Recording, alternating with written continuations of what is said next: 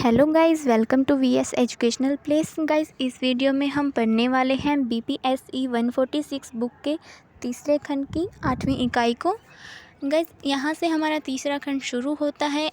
इस वीडियो से पहले हम 2 खंड को कंप्लीट कर चुके हैं, जिनमें हमने 7 इकाइयाँ पढ़ी और उनमें जाना कि संघर्ष होता क्या है, संघर्ष की परिभाषा, संघर्ष के कारण, संघर्ष के स्तर, संघर्ष के स्रोतों के बारे में हमने पढ़ा, संघर्ष के उत्पन्न करने वाले सिद्धांतों के बारे में, संस्थाओं के बारे में और कारणों के बारे में हमने जाना बहुत अच्छे से। उसके समाधानों के बारे में, निवारणों के बारे में भी हम बहुत अच्छे से पढ़ चुके हैं। इस वीडियो से हम शुरू करने वाले हैं शांति की स्थापना के बारे में, यानी कि संघर्ष में शांति का महत्व क्या रहेगा और शांति स्थापना का अर्थ क्या है, तो उसी बारे में हम इस वीडियो में जानेंगे। तो आइए गाइस, शुरू करते हैं 8वीं इकाई, जिसमें हम जानेंगे शांति, अर्थ और महत्व। गाइस, इसके इम्पोर्टेंट पॉइंट देख लेते हैं पहले कुछ। इसमें सबसे पहले इम्पोर्टेंट पॉइंट यही रहेगा, शांति का अर्थ क्या होता है, सकारात्मक और नकारात्मक शांति क्या है। इसके अलावा एक मोस्ट इम्पॉर्टेंट क्वेश्चन इसमें ये रहने वाला है कि अंतर्राष्ट्रीय शांति प्रणाली कौन कौन सी हैं। ये मोस्ट इम्पॉर्टेंट रहने वाला एग्ज़ाम में आने वाला क्वेश्चन है। तो आइए गाइस, इस इकाई को शुरू करते हैं। गाइस, पहले थोड़ा परिचय देख लेते हैं।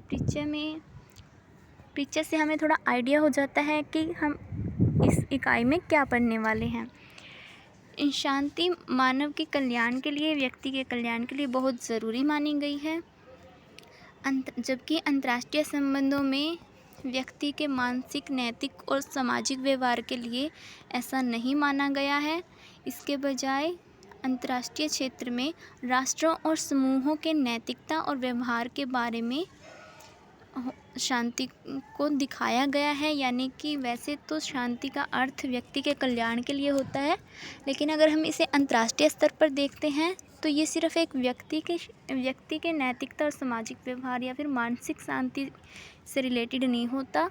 ये पूरे राष्ट्र या फिर समूहों की नैतिकता और व्यवहार के बारे में बताता है अंतर्राष्ट्रीय क्षेत्र में। इसके अलावा परमाणु युग में यह समस्या इतनी गंभीर हो चुकी है कि सदियों तक अथक प्रयास और परेशानियों से सहेजी गई है। यानी कि यह मानव जाति के लिए एक खतरा बन गया है। जितना ज़्यादा परमाणु युग आता जा रहा है, उतना ज़्यादा ये खतरा बढ़ता जा रहा है। इसलिए यह महत्वपूर्ण हो गया है कि हम पूरी दुनिया के लिए शांति की स्थापना को गंभीरता से लें। यानी कि परमाणु युग के चलते ये एक खतरा बनता जा रहा है, इसलिए शांति की स्थापना को गंभीर लेना बहुत ज़रूरी हो गया है। एक क्षण के लिए हम उस नैतिकता का परीक्षण करते हैं जिसे विभिन्न समुदाय और परस्पर राष्ट्र व्यवहार के दौरान अपनाते हैं। अंतर्राष्ट्रीय प्रणाली के मूल्य और सामाजिक नैतिकता के पूर्णतया विपरीत है, जिसका पालन करके हमारी सभ्यता का विकास संभव हो सकता है। एक व्यक्ति और सामाजिक व्यवहार में जो भी अच्छा होता है वह राजनीतिक व्यवहार में, विशेषकर अंतर्राष्ट्रीय संबंधों में नहीं होता, अनवांछनीय हो जाता है। सामाजिक संबंधों में हम उस व्यक्ति की प्रशंसा करते हैं जो शांत, सत्यवादी, विनम्र और दूसरों की सहायता करने वाला होता है। इसके अलावा अंतर्राष्ट्रीय स्तर पर हम आशा करते हैं कि राष्ट्र व उनके प्रतिनिधि स्वार्थी, घमंडी, दबंग और अहंकारी होंगे। एक राष्ट्र जो अपने पड़ोसी देश के लिए अपने वास्तविक हितों का बलिदान करता है, उसे मूर्ख या पथभ्रष्ट राष्ट्र के रूप में देखा जाता है। यानी कि सहायता करने वाले को ही मूर्ख समझा जाता है। सामाजिक जीवन में हम आक्रामकता और हिंसा की निंदा करते हैं, परंतु राष्ट्रों के संबंधों में इन्हीं अवगुणों की निंदा न होकर प्रशंसा होती है। यानी कि वैसे तो लड़ाई झगड़े को बुरा मानते हैं, उसकी बुराइयां करते हैं, लेकिन अंतर्राष्ट्रीय संबंधों में राष्ट्रों का आक्रामक होना एक बहादुरी की बात मानी जाती है, महान बात मानी जाती है, ये बताया गया है। इसी वजह से सामाजिक जीवन में एक हत्यारे के रूप में अपराधी के कारण अपनी जान देनी पड़ती है, परंतु अंतर्राष्ट्रीय स्तर पर एक राजनीतिक और सैन्य प्रमुख को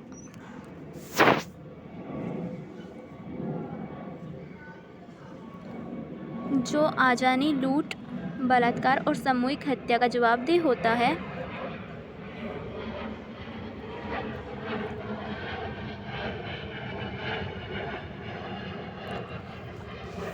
अक्सर लोगों की प्रशंसा का पात्र होता है। उसके सम्मान के तोरण द्वारा बनाए जाते हैं और विजय जुलूस निकाले जाते हैं। इसके अलावा अगर हम बात करें, हमारे समय में कई विकास देशों के बीच बेहतर सहयोग की मांग करते हैं। वैश्वीकरण के कारण सूचना, संचार और प्रौद्योगिकी में क्रांति के साथ दुनिया आज पहले से कहीं अधिक जुड़ी है। संचार के माध्यमों से और प्रौद्योगिकीकरण से नतीजतन कई चुनौतियां अब प्राकृतिक में स्थायी नहीं है बल्कि वैश्विक हैं। इसलिए उन्हें अधिक से अधिक अंतर्राष्ट्रीय सहयोग के माध्यम से विश्व स्तर पर निपटाने की आवश्यकता है। जलवायु परिवर्तन एक ऐसी बड़ी चुनौती है जो केवल एक देश हल नहीं कर सकता, पूरी मानव जाति को इसमें सहयोग करना पड़ेगा। अंतर्राष्ट्रीय आतंकवाद भी एक ऐसा ही खतरा है और संक्रमण बीमारियां जैसे इबोला, सार्स जब एक दूसरे देश की जाने वाले संख्या कई गुना बढ़ जाती है। इन हालातों से निपटने के लिए देशों को एक साथ काम करने की आवश्यकता है। साथ ही अमीर और सक्षम देशों को गरीब देशों की सहायता करने की आवश्यकता है। अंतर्राष्ट्रीय वाणिज्य और व्यापार को भी अधिक सहयोग की आवश्यकता है। अंतर्राष्ट्रीय स्तर पर परस्पर सहयोग और समर्थन का वातावरण जहां शांति पनप सकती है। ये थे कुछ शांति को बनाए रखने के पहलू जो होने ज़रूरी हैं शांति को बनाए रखने के लिए। शांति लोगों के पूर्ण और गरिमापूर्ण जीवन जीने के लिए बहुत महत्वपूर्ण है। अपनी स्थिति को बदलने के लिए संघर्ष किए बिना क्रूरता, अन्याय और अत्याचार की परिस्थितियों में मानव का जीना संभव नहीं है। दमनकारी स्थितियों को जारी रखना केवल इसलिए कि वे हिंसा या युद्ध के बिना हल हो सके, निराशा की वृद्धि करेंगे। शांत निराशा को गलत से शांति नहीं समझा जाना चाहिए। भले ही यह एक अस्थायी स्थिति हो, यह कभी भी स्थायी समाधान नहीं हो सकता। सदियों भर लोगों और देशों के स्तर पर पवित्र आत्मा और स्थायी शांति के लिए सबसे अच्छी भावना ने काम किया है। इस इकाई में हम इन पहलुओं के बारे में विस्तार से पढ़ेंगे, यानी कि शांति स्थापित करने वाले पहलुओं के बारे में विस्तार से पढ़ने वाले हैं। ये हैं कुछ इम्पोर्टेंट पॉइंट जो अभी हमने जाने, जिनके बारे में हम डिटेल में पढ़ने वाले हैं। अंतर्राष्ट्रीय प्रणाली मोस्ट इम्पोर्टेंट रहेगा इसमें, जिसमें शांति से जुड़े खतरों के बारे में, संघर्ष से जुड़े खतरों के बारे में जानेंगे, जिसके लिए शांति को बनाए रखना बहुत आवश्यक है, बहुत ही ज़रूरी है। तो आइए गाइस शुरू करते हैं। शांति की संकल्पना। इतिहास में देखा जाए तो शांति की अवधारणा की विभिन्न परंपराओं, सामाजिक प्रणालियों और धार्मिक ग्रंथों में आत्मसात किया गया है।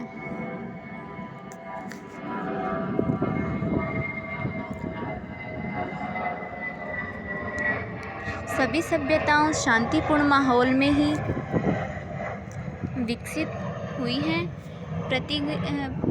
प्रगति के लिए शांति वातावरण बहुत आवश्यक है।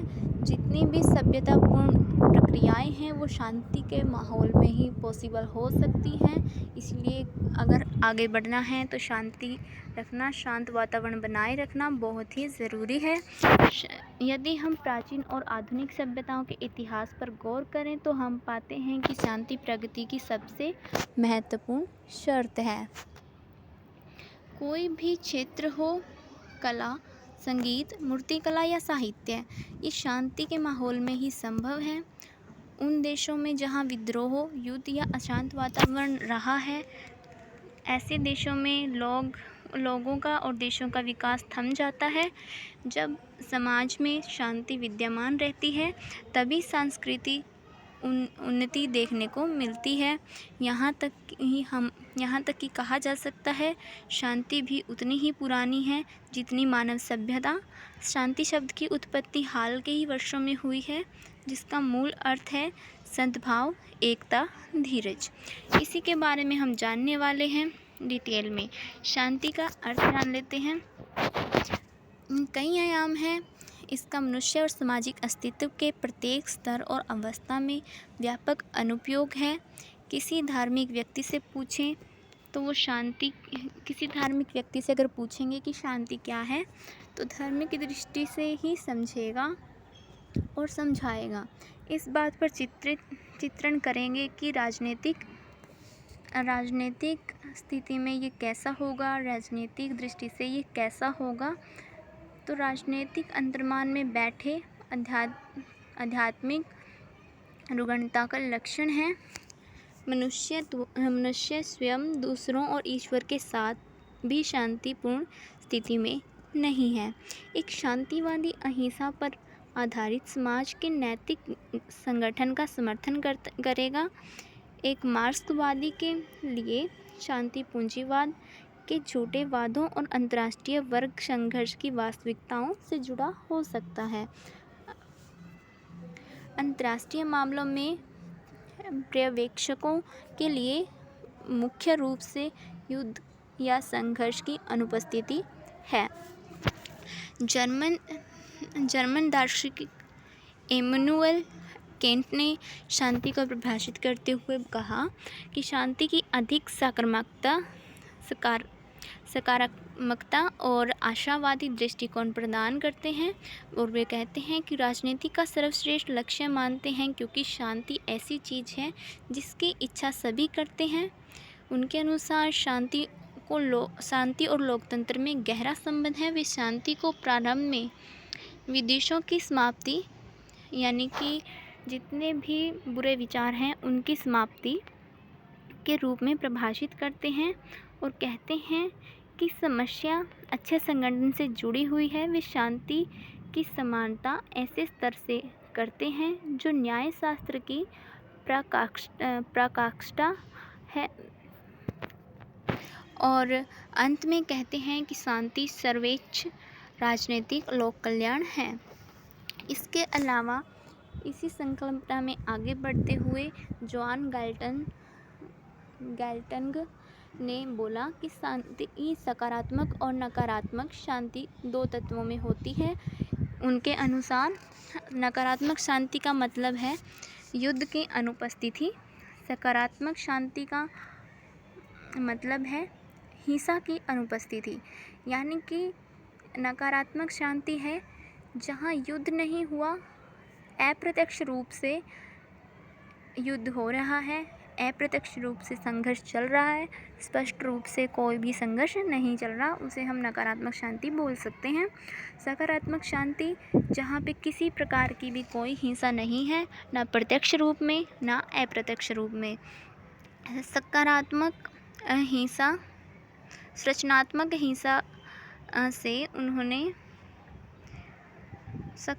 हिंसा से उनका तात्पर्य है कि असमान और भेदभावपूर्ण समाज संरचनाओं से जो एक व्यवस्था और संगठित तरीके से व्यक्तियों और समूहों को हिंसा के लिए भड़काते हैं।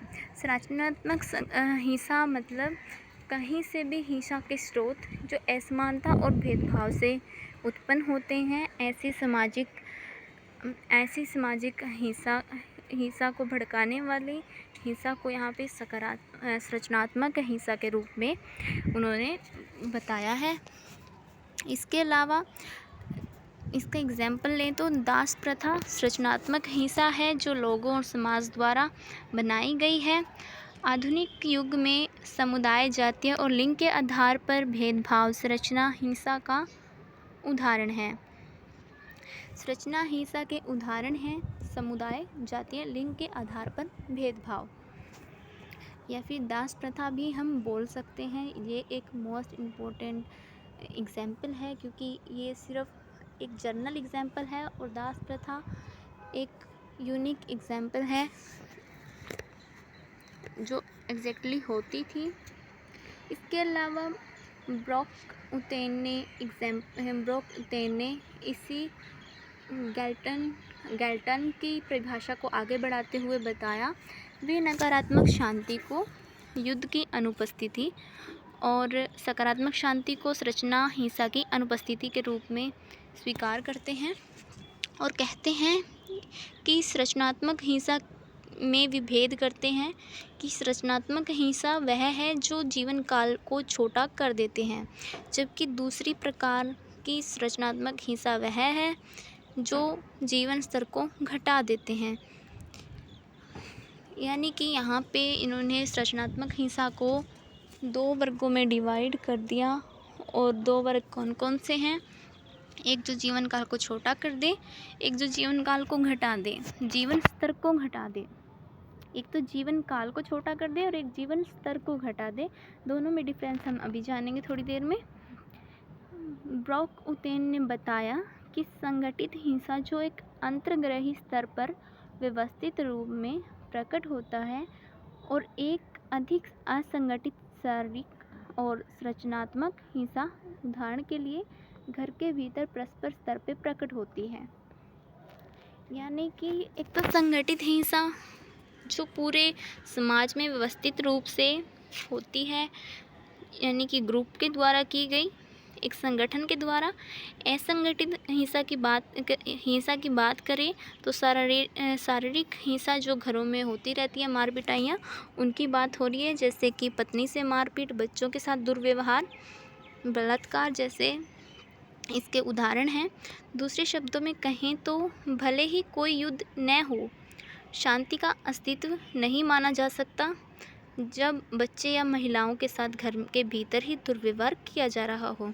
असमानता, आर्थिक संरचनाओं के प्रभाव या प्रदूषण, विकिरण आदि द्वारा प्रकृति को नुकसान पहुंचाए, जिससे लड़की के भोजन, स्वास्थ्य, कपड़े की आवश्यकता उनके लिंग के कारण पूरी नहीं होने से उनकी जीवन अवधि कम हो जाती है, तो कोई शांति नहीं है। ये इसको कोई शांति नहीं बोल सकते, इसमें जीवन काल कम हो जाता है। तो ये हमारा फर्स्ट था, जिसमें जीवन काल कुछ छोटा कर दिया जाता है, यानी कि जीवन अवधि को कम कर दिया जाता है। तो इस तरीके से होता है, यानी कि हमारे पास संसाधन हैं, लेकिन सिर्फ भेदभाव के कारण उन संसाधनों की पूर्ति नहीं हो पा रही है, तो ऐसी चीज़ को हम शांति नहीं बोल सकते। अंत में कोई सकारात्मक शांति नहीं होगी इन चीज़ों से, यदि जीवन स्तर में ह्रास होता है। ऐसी स्थिति में जब अभिव्यक्ति की स्वतंत्रता और संगठन बनाने की मनाही हो, या वैसी ही स्थिति में जब घर में लैंगिक आयाम पर शिक्षित अवसर तय किए गए हों। तो इसमें अगर हम बात करें, अगर स्वतंत्र रूप से कोई व्यक्ति ग्रुप ना बना सके, संगठन ना बना सके, तो इसको जीवन स्तर को छोटा करना या फिर जीवन स्तर को घटा देना माना जाएगा। ऐसी स्थिति में असंगठित एग्जाम्पल है जब घर में ही लैंगिक आयाम या फिर शिक्षा के अवसर तय किए जाए, जैसे कि लड़की को शिक्षा सिर्फ इतनी करनी है और लड़के को बहुत आगे तक पढ़ना है। तो ये इसका एग्जाम्पल है, जिसमें दोनों ही बारे में जान लिया हमने। ये है जीवन काल की छोटा कर देना और ये है जीवन स्तर को घटा देना। इसके अलावा शांति का अर्थ बताया था किवंसी राइट ने।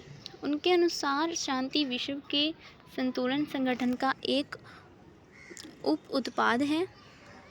उन्होंने कहा कि शांति समाज की वैसी स्थिति है जिसमें सामुदायिक स्तर पर इसके सदस्यों के मध्य तथा बाह्य स्तर पर दूसरे समुदायों के साथ विविध व्यवस्था और न्याय विद्यमान होते हैं।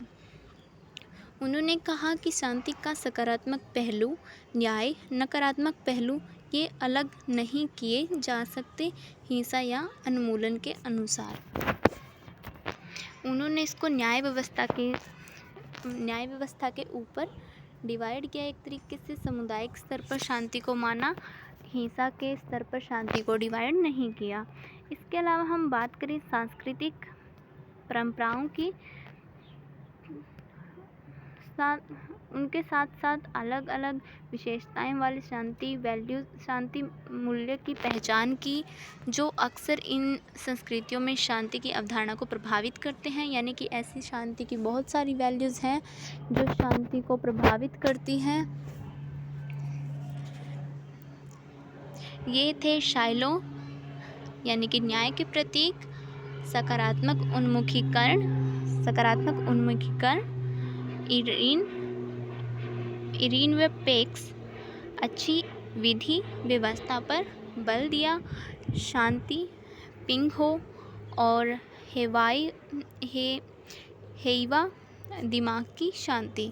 यानी कि इन स्तरों पर डिवाइड किया। इन अवधारणाओं की वजह से शांति की संस्कृतियों पर असर पड़ता है, जो है न्याय के प्रति सकारात्मक उन्मुखीकरण पहला, दूसरा अच्छी विधि व्यवस्था पर विशेष बल, तीसरा शांति, चौथा अगर हम बोलें तो दिमाग की शांति। ये हैं कुछ पहलू जिनसे शांति पर प्रभाव पड़ता है। इसके अलावा शांति की संकल्पना करने के लिए एक तरीके से दूसरे तरीके का विरोध हो सकता है। इंशिया सुझाव देते हैं कि यदि विद्वान लोग राष्ट्र के अभिभाषणों में शांति के प्रयोग पर ध्यान दें तो मददगार साबित हो सकते हैं, क्योंकि यह प्रत्येक राष्ट्र में संचलित संकल्पनाओं को स्पष्ट कर देगा। उनका मानना था कि अच्छी व्यवस्था के पक्ष में न्याय को तिरस्कृत नहीं किया जाना चाहिए। हालांकि उनकी शांति की अवधारणा हर संस्कृति के लिए दिलचस्प थी। इसके अलावा अगर हम बात करें, यह बहुत ही सरल थी। ये एक शांति के एकल क्षेत्र के तहत विधि नैतिक लक्ष्यों और राजनीतिक उद्देश्यों को पूरा करता है और उन पर कुछ प्रकार की स्वचालित संगतता का वर्णन करता है। दूसरी तरफ इशिडा का प्रत्येक सांस्कृतिक निरूपण संकीर्ण संकल्पना को दर्शाता है, जिसमें एक मूल्य को अन्य मूल्यों का निर्धारक होने पर बल दिया जाता है। इसके अलावा यदि शांति के विभिन्न आयामों को राजनीतिक, सामुदायिक और सामाजिक वैज्ञानिक तत्वों के जटिल मिश्रण पर ध्यान दिया जाए तो यह स्पष्ट होता है कि जो शांति की अवधारणाएं आगे बढ़ती हैं, इसकी परिभाषा में सतत बदलाव की आवश्यकता पड़ती है। ये हैं कुछ इम्पोर्टेंट पॉइंट्स जिन्हें अच्छे से याद कर लेना है। एग्ज़ाम में बहुत काम आने वाले पॉइंट्स हैं ये। एग्ज़ाम की अटेम्पटेशन में काम आते हैं ये, क्योंकि अगर हम इन पॉइंट्स से शुरुआत करते हैं तो एग्ज़ाम लिखने में बहुत अच्छा प्रभाव पड़ता है, क्योंकि first impression is last impression. In points को बहुत ही अच्छे से याद कर लेना है। नकारात्मक शांति और सकारात्मक शांति की अगर बात करें, शांति के दो संकल्पनाओं में अंतर स्पष्ट करने की आवश्यकता है, यानी कि नकारात्मक शांति और सकारात्मक शांति। नकारात्मक शांति का अर्थ है सीधा संगठित हिंसा की अनुपस्थिति, यानी कि सीधे सीधे हिंसा नहीं हो रही, लेकिन फिर भी अप्रत्यक्ष रूप से हिंसा जारी है। उदाहरण के लिए जब दो युद्ध स्तर देशों के समूहों के बीच संघर्ष विराम होता है तो नकारात्मक शांति बढ़ती है। यह नकारात्मक है क्योंकि कुछ ऐसा है जो अवांछनीय था, जैसे हिंसा घटित होना, यानी कि कुछ ऐसा था जो होना था लेकिन नहीं हुआ, और दोनों ही पक्षों में उस चीज़ का गम है, उस चीज़ को लेके थोड़ा पछतावा है कि वो होना चाहिए था और नहीं हुआ, इसलिए इसको नकारात्मक शांति के रूप में देखा जाता है। इसका मतलब ये है कि युद्ध दलों के बीच संबंध बेहाल हो गए हैं। दूसरी अवधारणा है, यानी कि अगर नकारात्मक शांति होती है तो इसका मतलब ये नहीं है कि जो विवाद था वो सॉल्व हो चुका है, उसका समाधान हो चुका है, वो दोबारा भी विवाद का रूप ले सकता है नकारात्मक शांति में। तो दूसरी तरफ बात करते हैं सकारात्मक शांति की।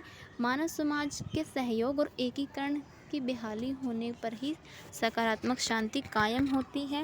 यानी कि जहाँ पे मानव समाज को एक दूसरे का सहयोग करते हुए पाया जाए या फिर एकीकरण यानी कि एकता देखी जाए समाज में, तो वहाँ पर सकारात्मक शांति होती है। सकारात्मक शांति बड़े पैमाने पर लोगों की ज़रूरतों को पूरी करती है। यहाँ यह समझना महत्वपूर्ण है कि हिंसा की अनुपस्थिति, संघर्ष की अनुपस्थिति नहीं होती। बिना संघर्ष के भी हिंसा हो सकती है। यानी कि हिंसा की अनुपस्थिति ये नहीं कह सकते कि वहाँ संघर्ष नहीं है, क्योंकि अहिंसक रूप से भी संघर्ष हो सकता है और संघर्ष के साथ ही हिंसा होगी ऐसा भी कुछ नहीं है। अगर संघर्ष नहीं भी हुआ तो बिना संघर्ष के भी लड़ाई हो सकती है।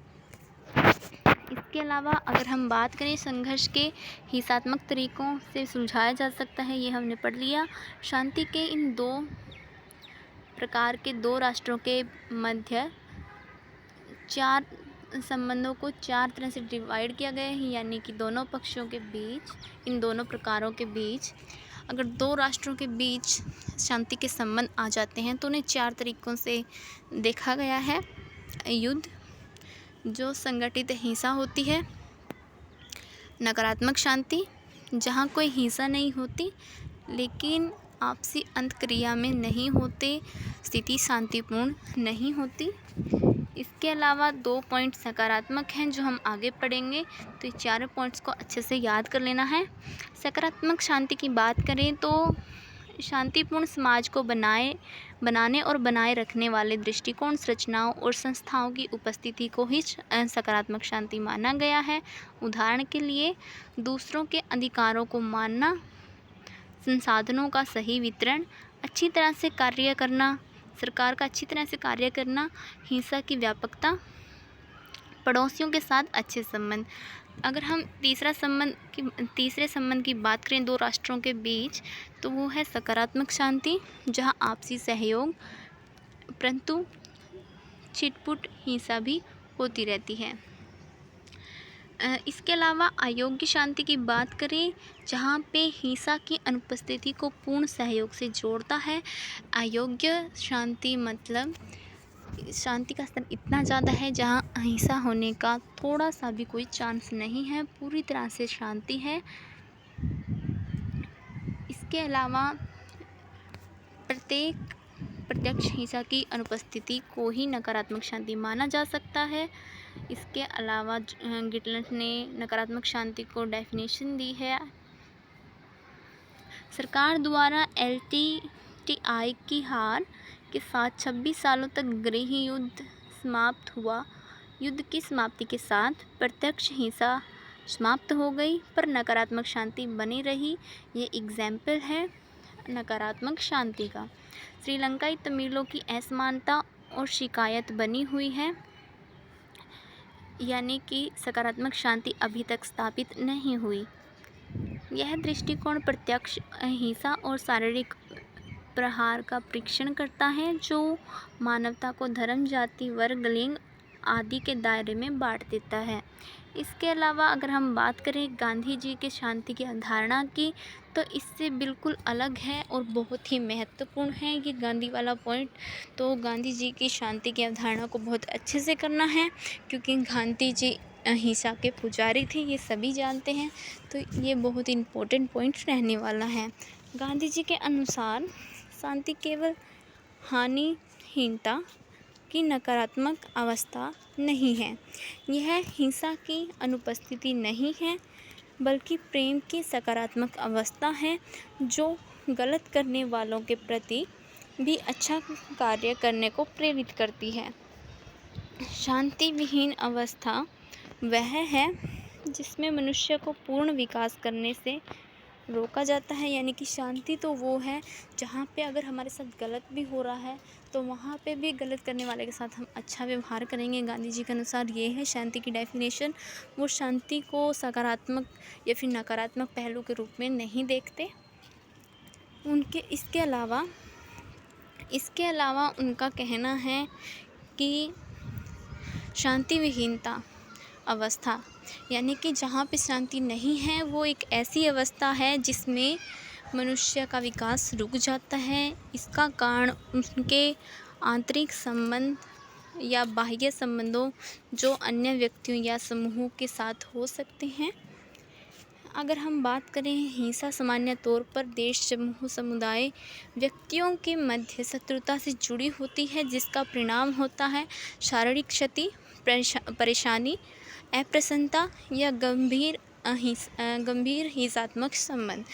हिंसा शांति के साथ साथ मानवीय संबंधों को भी समाप्त कर देती है। हिंसा विभिन्न कारणों से हो सकती है। जब भी ये शुरू होती है तो व्यक्ति का विकास और समाज संबंधित कारणों से रोका जाता है। जो भावनात्मक और सामाजिक अभाव की परिस्थिति शांति विहीनता स्थितियों को संघर्ष में परिवर्तित कर देते हैं।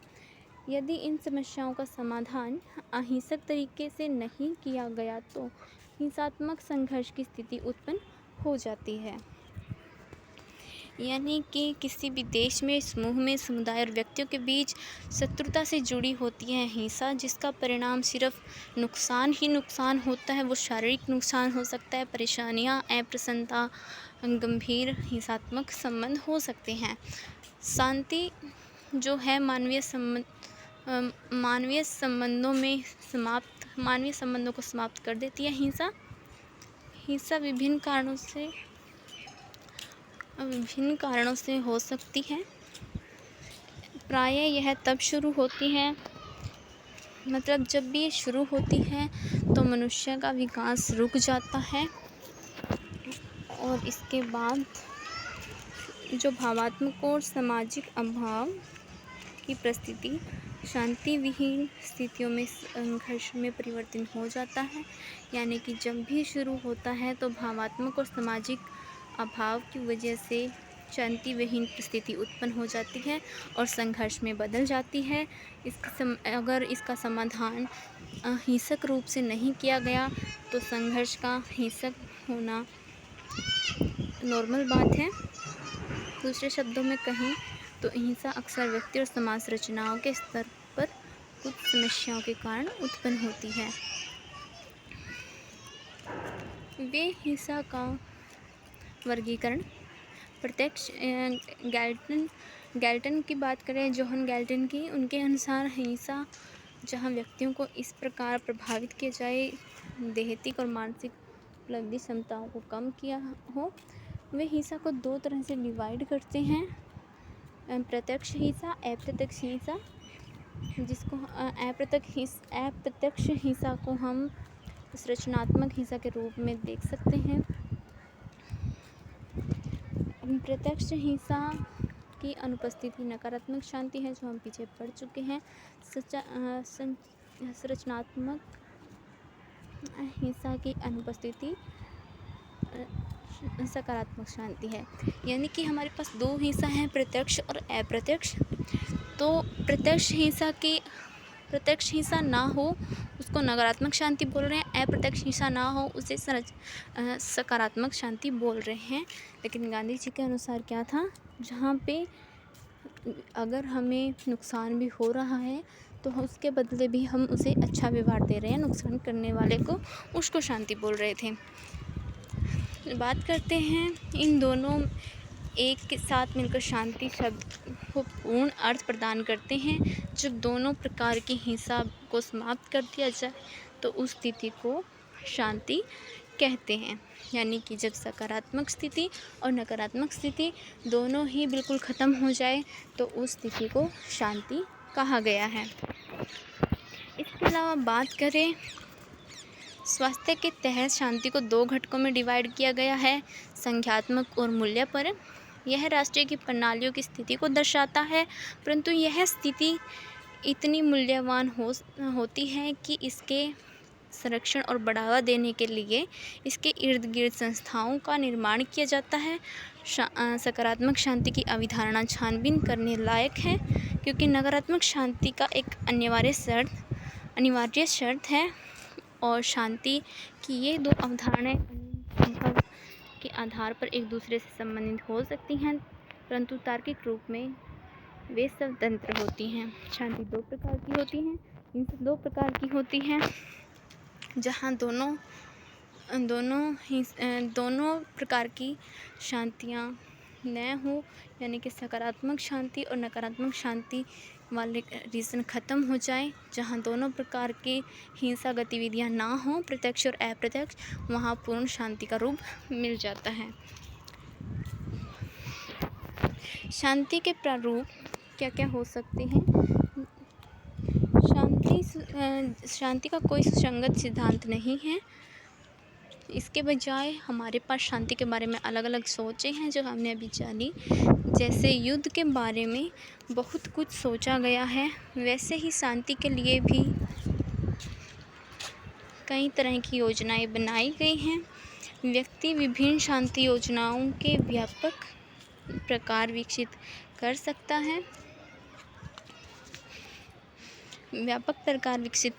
है। इसके अलावा किसी भी शांति योजना के वर्गीकरण की प्रमुख धुरी संगठन स्तर होती है, जिसे सुधार के लिए चुना जाता है। 5 स्तरों पर शांति के प्रस्ताव हो सकते हैं। पृथक व्यक्ति का स्तर, इसके अलावा मानव समूह का स्तर, मानवीय समाज या राष्ट्र का स्तर, राष्ट्रों का अंतर्राष्ट्रीय स्तर, और इसके अलावा लास्ट है जो विश्व राष्ट्र का उभरता स्तर। सरलता के लिए हम पहले तीनों को एक साथ कर सकते हैं, यानी कि पृथक व्यक्ति यानी कि सिंगल व्यक्ति, और मानवों का समूह और मानवीय समाज, ये एक दूसरे से रिलेट करते हैं, इसलिए हम इसको एक ही श्रेणी में रख सकते हैं।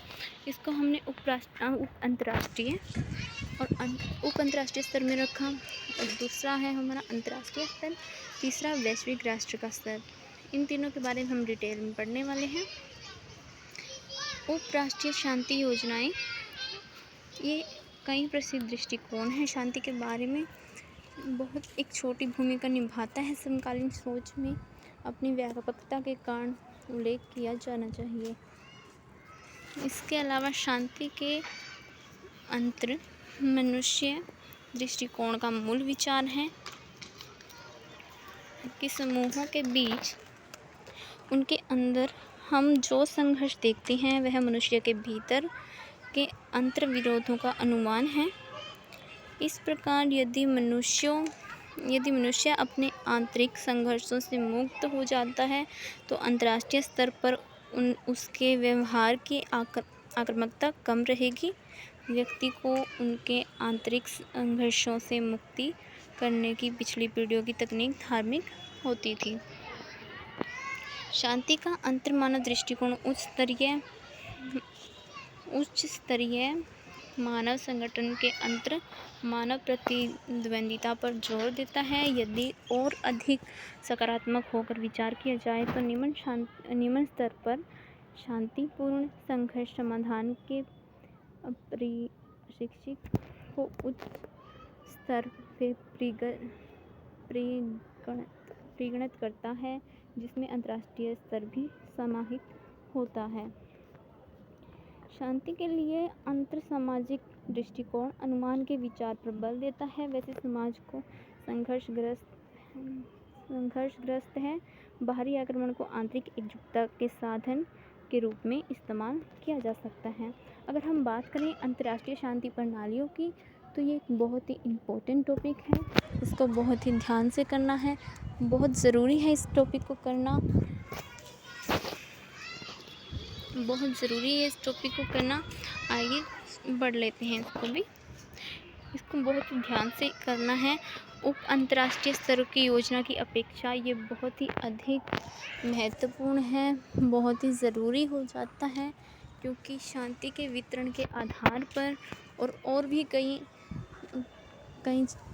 मुद्दों के आधार पर इस प्रणाली पे शांति की अलग अलग परिभाषाएं हैं, शांति को अलग अलग तरीके से बताया गया है।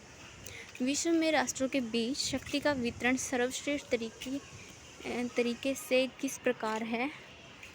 तो इसके ऊपर शांति डिपेंड करती है। बलशाली शक्तियों की तुलना में अन्य प्रकार की शक्तियों की उपेक्षा की जाती है। प्रभावित करने की शक्ति को सामान्य अर्थों में शायद ही विचार योग्य समझा जाता है। यदि हम सैन्य शक्ति के वितरण की इस परंपरा पर केंद्रित होते हैं तो शांति को 4 प्रमुख मॉडल सामने आते हैं। ये 4 प्रमुख मॉडल बहुत ही इम्पोर्टेंट हैं, इनको बिल्कुल ऐसे कैसे याद कर लेना है।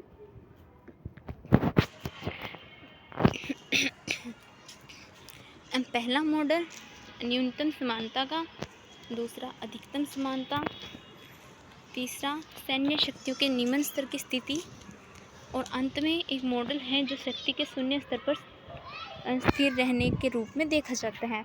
तो आइए जान लेते हैं तीनों के बारे में। न्यूनतम समानता का मतलब है यदि शक्ति किसी एक राष्ट्र या प्रणाली के एकाधिकार हो तो अंतर्राष्ट्रीय प्रणाली अपने सर्वश्रेष्ठ रूप में होगी। ठीक उसी प्रकार अंतर्राष्ट्रीय प्रणाली में इस प्रकार कुछ स्थितियों को एकाधिकार स्थापित हो जाते हैं। और अधिकतम स्तर पर देखें तो कोई भी राष्ट्र या राष्ट्रों का गठबंधन इतना शक्तिशाली नहीं है कि वह दूसरे राष्ट्र या गठबंधन को हरा सके। आमतौर पर यह शक्ति का संतुलन भी कहा जा सकता है। एक आधुनिक संस्करण आतंक का संतुलन है जिसमें एक राष्ट्र अपने को पूरी तरह से नष्ट होने का जोखिम देकर दूसरे राष्ट्र को हरा सकता है। इसके अलावा तीसरे प्रकार की बात करें तो सैन्य शक्तियों को निम्न स्तर पर स्थित होने के रूप में देखा जाता है। इस संदर्भ में हथियार कम करने का प्रयास किया गया है।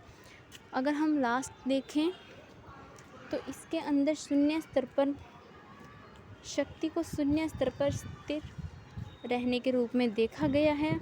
यह मॉडल सामान्य तौर पर सभी राष्ट्रों के सभी हथियारों के निरस्त्रीकरण के रूप में देखा जाता है, जिसकी वकालत शांतिवादी लोग अक्सर किया करते हैं। यानी कि पूरे विश्व में कोई भी हथियार न हो तो वो भी शांति बनाए रखने का एक साधन हो सकता है। तो ये चारों मॉडल बहुत ही अच्छे से याद कर लेने हैं। आइए बात करते हैं दूसरे पॉइंट की, संघर्ष के संगठन पर आधारित। सामान्य प्रकार से दूसरी अंतर्राष्ट्रीय शांति योजना संघर्ष के संगठन पर केंद्रित है। इसके मूल मॉडल का रूप आड़ा तिरछा है, यानी कि क्रिस क्रॉस मॉडल है, जो इस विचार पर आधारित है कि यदि एक प्रणाली यदि कई संघर्ष को प्रश्रय देती है तो यह कमज़ोर नहीं वरना मजबूती बन जाता है। यानी कि अगर एक प्रणाली कई संघर्षों में पार्ट लेती है तो वो बहुत मजबूत बन जाता है। शर्त यह है कि सभी संघर्ष प्रणाली को ही विभाजित न करें। उदाहरण के लिए 2 राष्ट्र किसी एक संघर्ष में सहयोगी हो, यानी कि दो देश हैं और वो एक साथ संगठन में किसी तीसरे के खिलाफ है, तो ऐसे में मजबूती मिल जाती है संघर्ष को। इसके अलावा अगर हम बात करें परस्पर विरोधी दबाव का प्रभाव अपने को निर्लिप्त रखने और तटस्थ रहने और गुट निरपेक्षता की प्रवृत्ति के रूप में देखा जा सकता है। गुट निरपेक्षता के अंतर कई निष्ठाएं हो सकती हैं जो किसी भी संघर्ष में पूर्ण पहचान या भागीदारी से रोकती हैं। गुट निरपेक्षता का सिद्धांत में हमने जाना था कि किसी भी पक्ष की तरफ से लड़ाई नहीं लड़नी है, अलग रहना है, ना इसकी तरफ ना उसकी तरफ, हम है ही नहीं इस लड़ाई का हिस्सा। तो वो वाली टेक्निक यहाँ पे अपना सकते हैं। इसके अलावा हम अगर तीसरे पॉइंट की बात करें तो व्यक्तिक निष्ठा के संघर्षों पर आधारित। शांति मॉडल के अनुसार राष्ट्रों के बीच हिंसा की ताकत कम हो जाती है जब व्यक्ति विभाजित निष्ठा से प्रेरित हो। यह दोनों रूप ले सकती है। पहले शांति की योजना कई राष्ट्र निष्ठाओं में जोड़ तोड़ करने का प्रयास करती है तथा संस्थाओं के रूप में संघर्ष ध्रुवीकरण को बाधित करती है। इसमें विभिन्न देशों के व्यक्तियों के मध्य प्राथमिकता, द्वितीयक और संभावित संघर्ष की सीमा रेखा को संस्थागत रूप देने को प्राथमिकता देते हैं। और अगर हम बात करें दूसरी, तो इसमें योजना है कि संगठनात्मक निष्ठा को परस्पर विभाजित करते हैं। दुनिया के राष्ट्रों और क्षेत्रों में विभाजन मानवता को एक व्यापक और परस्पर विशिष्ट विभाजन प्रदान करता है। इसके अलावा वास्तव में संचार में प्रगति से भौतिक दूरी कम हुई है। इससे राष्ट्रीय पहचान की अपेक्षा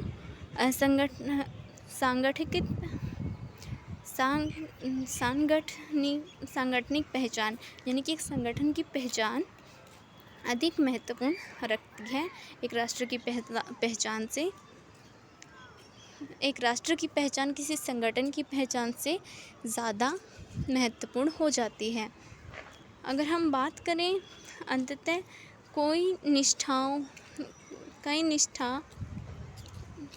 कई निष्ठाओं को जन्म देगी जो मित्र समूहों के खिलाफ युद्ध के लिए व्यक्तियों के संगठित करना मुश्किल कर देगी। अगर अगला पॉइंट पढ़े तो समरूपता की श्रेणी पर आधारित है, जिसमें वे समाज और राजनीतिक संरचना में एक दूसरे के इतने समान हैं, तो ऐसी स्थिति को शांत योजना में महत्वपूर्ण कारक माना जाता है। इस अवधारणा पर शांति के 2 मॉडल माने गए हैं। न्यूनतम समरूप के मॉडल में एक दूसरे से अलग होते हैं क्योंकि उनके मूल संरचना अलग होती हैं। इस कारण वे दुर्लभ मूल्यों के लिए स्पर्धा नहीं करेंगे। दूसरी तरफ अधिकतम समरूपता मॉडल में राष्ट्र जितना संभव हो सके सामाजिक और मूल्य संरचनाओं में परस्पर समान होते हैं। ऐसी स्थिति में आपसी कार्रवाई को समाप्त करने की सुविधा देती है, जिससे मूल्य पर आम सहमति बन जाती है। इसके अलावा अगर हम बात करें अंतर्राष्ट्रीय स्तरीकरण पर आधारित, अंतर्राष्ट्रीय स्तरीकरण राष्ट्रों की श्रेणी में राष्ट्र का उच्च या निम्न स्थान कई आयामों पर निर्भर करता है, जैसे कि आकार, आबादी, शक्ति, प्राकृतिक संसाधन, प्रति व्यक्ति आय, सांस्कृतिक स्तर और सामाजिक स्तर। शहरीकरण बहुआयामी है और इसमें श्रेणी संतुलन स्थापित करने की प्रवृत्ति होती है। राष्ट्रीय आयामों के आधार पर उच्च स्थान प्राप्त राष्ट्र या निम्न स्थान प्राप्त राष्ट्र के रूप में विभाजित करने की प्रवृत्ति रहती है। राष्ट्र के मध्य बातचीत किस प्रकार संचालित की जाए? अंतर्राष्ट्रीय स्तर पर 2 मॉडल होते हैं, वर्ग संघर्ष पर केंद्रित। पहला मॉडल एक सामंती प्रकार की व्यवस्था है, जहां एक शीर्ष पर उच्च स्तरीय बातचीत होगी और तथा नीचे के स्तर पर निम्न स्तरीय बातचीत होगी। इसका अर्थ है अंतर्राष्ट्रीय व्यवस्था में शीर्ष स्तर पर व्यापार, कूटनीति और अन्य प्रकार की अदला बदली होती है। हालांकि नीचे के स्तर पर बहुत ही कम विचारों का आदान प्रदान होता है। अमीर देश इस व्यवस्था पर आसानी से नियंत्रण स्थापित कर सकते हैं। यदि उनमें आम सहमति हो तो व्यवस्था जाति व्यवस्था या फिर दास समाज के समान स्थिरता प्राप्त कर लेती है। इसके विपरीत आधुनिक व्यवस्था या प्रणाली के अंतर्गत शीर्ष और निम्न दोनों ही स्तरों पर लगभग समान रूप से विचार आदान प्रदान होते हैं। नीचे के राष्ट्र एकजुट हो जाते हैं। इस प्रकार शीर्ष राष्ट्रों के प्रभाव का सामना करने में सक्षम हो जाते हैं। उस प्रकार छोटे राष्ट्रों का एक श्रमिक संघ बन जाता है जो बड़े राष्ट्र को चुनौती दे सकते हैं। उदाहरण के लिए वे कच्चे माल का बेहतर मूल्य प्राप्त करने के लिए व्यापार प्रतिबंध आदि लगा सकते हैं। इस प्रकार छोटे राष्ट्रों का संघ विश्व उत्पादन के अधिक न्यायसंगत वितरण के लिए दबाव डाल सकता है। समय के साथ अंतर्राष्ट्रीय स्तर पर वर्ग के आधार पर ऐसा विभाजन अपना महत्व खो देता है। इसके अलावा बात करें परस्पर निर्भरता की श्रेणी के आधार पर, शांति के कुछ मॉडल राष्ट्रों के बीच परस्पर निर्भरता पर आधारित हैं। परस्पर निर्भरता यानी कि अंतःक्रिया अतःक्रिया आवृत्ति, मात्रा तथा व्यापकता हो सकते हैं और इनके अनुसार परिवर्तन हो सकते हैं। दो राष्ट्रों के बीच होने वाले व्यापार इसका अच्छा उदाहरण है। किसी प्रकार ये तीनों स्वतंत्र रूप से बदलते रहते हैं। दो प्रमुख मॉडल इस अवधारणा पर आधारित हैं। न्यूनतम परस्पर निर्भरता का मॉडल यदि दुनिया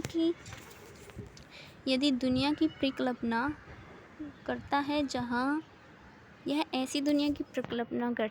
जहाँ पर प्रत्येक राष्ट्र स्वायत्त और आत्मनिर्भर है। कोई भी राष्ट्र एक दूसरे राष्ट्र के कार्यकलापों में हस्तक्षेप नहीं करता। इसके अलावा हम बात करें दूसरी तरफ अधिकतम परस्पर निर्भरता और अंतर्निर्भरता के मॉडल की, तो देशों में युग्म के माध्यम से आवर्ती, मात्रा और व्यापकता के संदर्भ में अधिक अंतक्रिया यानी कि बातचीत होती है। राष्ट्रों के युग्मों में उनके संबंधों के जरिए छेड़छाड़ और हिंसक संघर्षों की रक्षा की जाएगी। दूसरे राष्ट्रों के साथ सकारात्मक बातचीत निर्मित की जाएगी ताकि युद्ध अधिक खर्चीले सिद्ध हो। अगर हम बात करें कार्य संबंधित सहयोगपूर्ण बातचीत या परस्पर निर्भरता पर आधारित, तो बातचीत या परस्पर निर्भरता जिसके अंतर्गत केवल कुछ प्रकार का ही आदान प्रदान होता है, तो क्रियात्मक सहयोग से उलझाया नहीं जाना चाहिए। कार्यात्मक सहयोग का अर्थ है दो पक्षों या साथ मिलकर उत्पादन कर सकते हैं, उसे साझा कर सकते हैं। सहयोग उत्पादन क्रियात्मक सहयोग का एक उदाहरण है। जब कई देश अपने संसाधनों को इकट्ठा जोड़ देते हैं ताकि उन्हें किसी महान या व बड़े वस्तु का उत्पादन संभव हो सके। उदाहरण के लिए सुपरसोनिक वाणिज्यिक हवाई जहाज एक विशाल विकास परियोजना है। विश्वास करने का एक अच्छा कारण है यह है कि व्यक्तियों के स्तर पर समान शर्तों पर कार्यात्मक सहयोग एकीकरण के निर्माण में सर्वाधिक प्रभावशाली कारक होता है। अगला टॉपिक पढ़ते हैं शांति की अंतर्राष्ट्रीय प्रणालियाँ। इसी से रिलेटेड है। इसमें दुनिया के शांति स्थापित करने के अधिकांश सोचों के बारे में ध्यान केंद्रित करते हुए दुनिया के देशों के बीच सर्वश्रेष्ठ शक्ति का बंटवारा किस प्रकार होता है, यानी कि शक्ति वितरण, जो हमने शुरुआत में पहला पॉइंट पढ़ा था उसी पॉइंट के ऊपर बेस्ड है। ये पॉइंट बहुत ही इम्पोर्टेंट रहने वाला है। पहला था हमारा न्यूनतम समानता, अधिकतम समानता, सैन्य शक्ति को कम स्तर पर रखना, और लास्ट में था शून्य स्तर पर शक्ति को रखना। ये चारों पॉइंटों को बहुत ही अच्छे से याद कर लेना है। ये एग्जाम में आने वाला पॉइंट है, इसीलिए इसको दोबारा से रिपीट किया गया है। तो इन चार मॉडलों की हम बात करने वाले हैं। पहला मॉडल शक्ति को न्यूनतम समानता का होना, जो सिद्धांत आधारित है अंतर्राष्ट्रीय व्यवस्था के किसी एक राष्ट्र का एकाधिकार हो ताकि अच्छी सेवा प्रदान की जा सके। जैसे यह अंतर्राष्ट्रीय व्यवस्था का कुछ देशों के एकाधिकार का है। उदाहरण के लिए